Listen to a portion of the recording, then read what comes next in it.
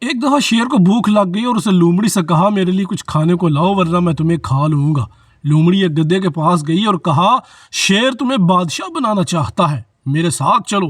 شیر نے جب گدھے کو دیکھا تو اس پر حملہ کر دیا اور اس کے کان کاٹ ڈالے، لیکن گدھا فرار ہونے میں کامیاب ہو گیا۔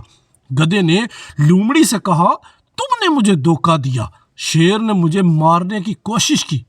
لومڑی نے کہا پاگل نہ بنو، اس نے تیرے کانوں کو ہٹا دیا تاکہ تیرے سر پر تاج رکھا جا سکے، چلو واپس جائیں۔ گدھے کو بات سمجھ آئی تو وہ واپس شیر کے پاس چلا گیا۔ شیر نے ایک بار پھر گدھے پر حملہ کیا، اس بار اس کی دم کاٹ دی۔ گدھا پھر بھاگا اور لومڑی سے کہا تم جھوٹ بول رہے ہو۔ لومڑی نے کہا اس نے صرف آپ کی دم ہٹائی ہے تاکہ آپ تخت پر آرام سے بیٹھ سکیں، میرے ساتھ واپس آؤ۔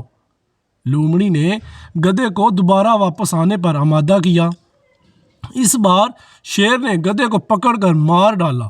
شیر نے لومڑی سے کہا شاباش کہ گدھے کو واپس لایا، اب جاؤ اس کی جلد اتارو اور میرے پاس اس کا دماغ، پھیپھڑے، جگر اور دل لے آؤ۔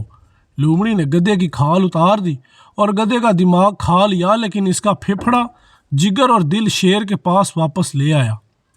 شیر غصے میں آ گیا اور پوچھا اس کا دماغ کہاں ہے؟ لومڑی نے جواب دیا اس کے سر میں دماغ نہیں تھا، اگر اس میں کوئی دماغ ہوتا تو اس کے کان اور دم کاٹ کر آپ کے پاس واپس نہ آتا۔ شیر نے کہا ہاں یہ تو سچ ہے۔ اس کہانی کا الیکشن سے کوئی تعلق نہیں۔